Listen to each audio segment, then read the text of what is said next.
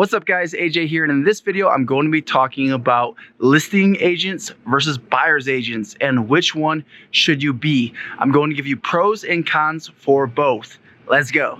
As you guys can tell, I'm not at my home in Puerto Rico. I am in Jackson Hole, and it's been pretty awesome. We've been snowboarding and skiing with my real estate game changers, Mikesh and Lars Hedenborg. But hey guys, let's go ahead and dive right into it. When I first got into real estate, I wanted to be a listing agent because what I learned early on is that listing agents have leverage. What I mean by that is it just takes less time to sell a house when you're a listing agent versus a buyer's agent. I heard some stats, I don't know if it's always this accurate, but on average it takes about 5 hours to sell a house as a listing agent versus like 25 hours as a buyer's agent. Therefore, you make more money per hour as a listing agent. The second pro is going to be that it is cheaper to generate listings than it is buyers. It's super easy to find sellers because you have expired listings for sell by owners. These are sellers that have raised their hand that they want to sell their house, but it hasn't yet sold, and you're able to reach out to them. You can use things like RedX, that would be a paid version, but it's pretty cheap. You can use Zillow and go on and look for all the for sale by owners. You can do other things that are paid or free. So it's going to be very low cost or free to prospect sellers. When I first got started in real estate, I actually built my business on expired listings and for sale by owners. And in my first year as a full-time real estate agent, I actually sold 36 houses, and most of those were from seller prospecting. So it's a great strategy. And the third pro that I want to give you today is listings generate leads. So when you have a property listed, buyers are going to call your sign and want to see the home. That's a lead to work with a buyer. And sometimes neighbors are even going to say, hey, you sold that house fast on my street. I want to list with you. They'll call you and want to list with you. Now let's jump into the cons of being a listing agent. So the first con is going to be that it's a little more competitive. Most sellers are actually going to interview multiple agents for the job of selling their home, whereas most buyers are just like, hey, show me this house, I want to work with you. So it is a little more competitive. The second con is going to be, because it's more competitive, it takes a stronger skill set. So newer agents sometimes lack the confidence because they haven't yet built the skill set to become a listing agent. But like I said, in my first full year as a full-time real estate agent, I sold about 36 homes. So it's possible. You can do it. You just got to know that you're going to have to work on your skills, practice your scripts, get some coaching, get some mentorship, and you can do it like I did. Now let's jump into the pros of being a buyer's agent.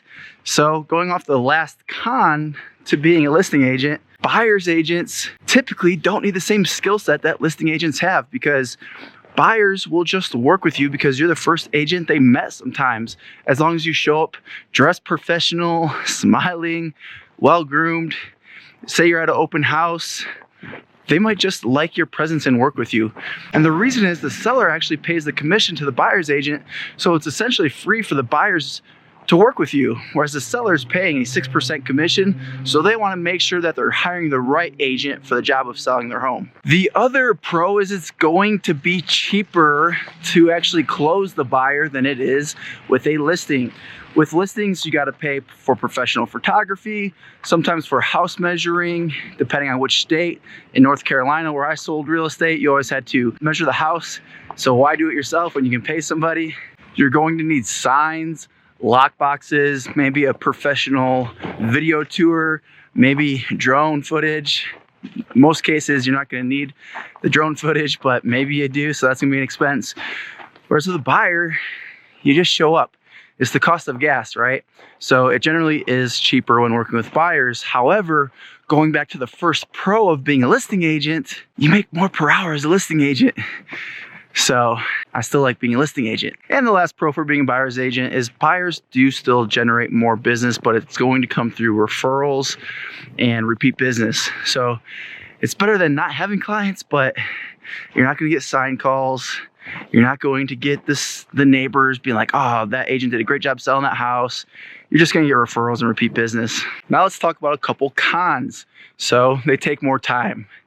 Like I said, it's going to take about 25 hours plus. It's just going to take more time, especially in a hot market, because oftentimes listings are getting multiple offers. So if you write a contract on one listing, you might not get it, right? You might have multiple offers you're going against. So you actually have to go show more houses and write more offers to sell the one house to your buyer. And this is the one that I didn't like the most about being a buyer's agent, was control of your time. Nights, weekends, it's all fair game when working with buyers. You got to get out there when the listing comes available. When your buyer has time off, you got to get out there and show houses. Open houses, they usually take place on the weekend. Whereas being a listing agent, I was able to control my schedule. I took most nights and weekends off. It was amazing. So depending on where you're at in your real estate career, I'll let you make the decision which you should be, a buyer's agent or a listing agent. But I do recommend you choose one or the other. Don't be one of those agents that's just a general agent that doesn't have a focus. Sure, as a listing agent, you're gonna work with some buyers. As a buyer's agent, you're gonna work with some sellers. But you need to have a focus when it comes down to what is your prospecting plan? What is your lead generation strategy? What's your marketing goal? So I want you to think now, I'm a new agent, I lack confidence. Hey, I'm just gonna focus on buyers. Or you know what? I'm a newer agent, but I'm ready to go after those sellers. Or maybe you're an experienced agent and you've been working with buyers and you're like, man, I'm getting burnt out. Well, it's time to switch to sellers. It's time to become a top listing agent. If I did it, you can do it. Hey, I was 26 years old when I got started in real estate. That was 10 years ago. And I just made it happen. I practiced my scripts. I took it serious. I dressed professional, showed up in a suit. The confidence came from all of that. And like I said, I sold 36 houses in my first full year as a full-time real estate agent. So hopefully you got something from that. Subscribe to the channel. Check out a link in the description if you want to partner with us at Real Estate Game Changers. We'll see you in the next one.